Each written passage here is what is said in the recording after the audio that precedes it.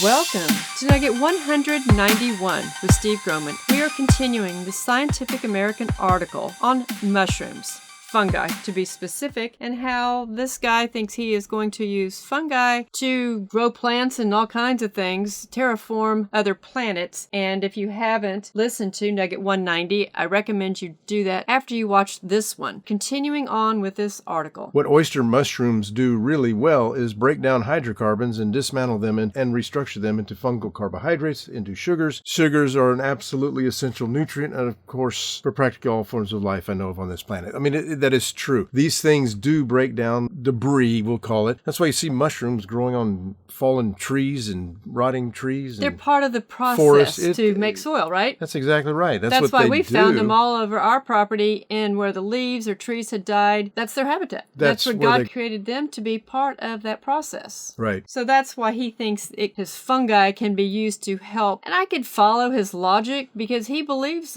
in all of this stuff. And so he's just carrying on the story regardless of his motivation or not. He's just really into these mushrooms and wants them to be a part. Well, and that's true. But the thing of it is, it talks about how they're rich in vitamins and minerals and perhaps other decomposable organic compounds such as cellulose. And all that is true, except we got a problem. He says that they die and they decompose and lens of mycelium. He goes on to say, so you're creating a micro-oasis environment that may just be a speck. And then these things begin to elaborate. And as their communities become more diverse and complex, these lenses of life then begin to become larger oases. And when the oasis environment is large enough, it can sustain humans. And do we have time for this? We go from a speck to something that can sustain humans in space. Well, listen to this next thing. What kind of timelines do you have in mind for all of this? Is this the sort of thing we might see applied a decade from now or in a century? Tomorrow, it's not happening now. I'm guessing it will be implemented in space within 10 to 20 years. How many times have these evolutionary scientists say that this is going to happen in 10 to 20 years, and the next thing you know, it's 40, 50, 60, 70, 80 years later, and nothing's different. I think we had a pretty high-ranking politician that told us that we were all going to be melted or frozen. In 10 years, depended on which in decade. 10 years, we're going to, it's crazy. But before we wrap up, let's get a little more speculative.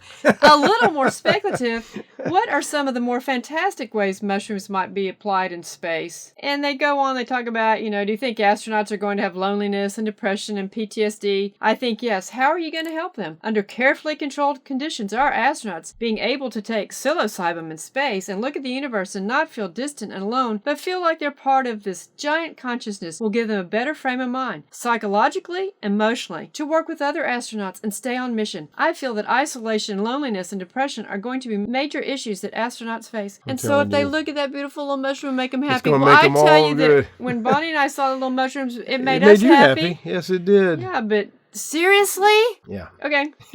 The thing of it is, this is Scientific American. This isn't some, cartoon kids book. That's not the purpose of it. It's Scientific American. We are having a lot of fun with it. But so much of what is called science these days is just speculative stuff. That's an understatement. So I say this with great sincerity. NASA and anyone else working and looking at the settlement of space, you should consider that psilocybin mushrooms should be an essential part of your psychological toolkit for astronauts to be able to endure the solitude and the challenges of space and isolation. Well, because mushrooms build creativity. People who are more creative come up with more solutions. I think that, in a sense, is a fertile ecosystem that will lead to the sustainability of humans in space. Did you ever think that you would be reading an article in a scientific journal talking about how mushrooms are going to make things better for astronauts? Space, better environment. I think God made the mushrooms. I think God made everything just the way He needs it. More beautiful for us. Isaiah says that this earth is put here to be inhabited. Right. It's in God's word. And I hope that you're enjoying these photographs of the diversity. He didn't say that about space, did he? Didn't say what?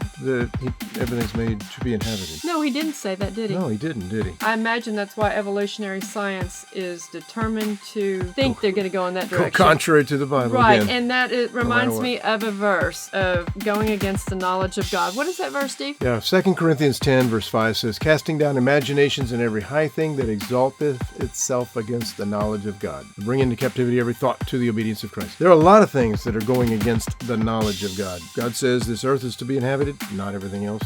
I say these are lofty opinions raised against the knowledge of God. Yeah, that's what the ESV version says, Yes. right? We destroy arguments and every lofty opinion raised against the knowledge of God and take every thought captive to obey Christ. We need to obey Christ, and that includes reading His Word and obeying His Word and believing His Word and understanding it, and not be tempted by evolutionary science and the things that they are coming up with that go against the knowledge of God. Yes, and I think this does. Yes, it does. All right, well, in the next nugget, we're just going to do a little bit of mushroom cleaning up, and you'll have to watch that nugget to see what on earth I'm talking about. Fun. Cleaning up mushrooms. That sounds like fun. Yep. All right, well, thank you. If you appreciate these nuggets, and if you are able to partner with us on a monthly or a one-time basis, we certainly appreciate that. The links are in the description below. Also, please tell others about our YouTube channel, and don't forget to hit the notification bell to be alerted when we post new nuggets and Saturday history and travel tips. Thank you.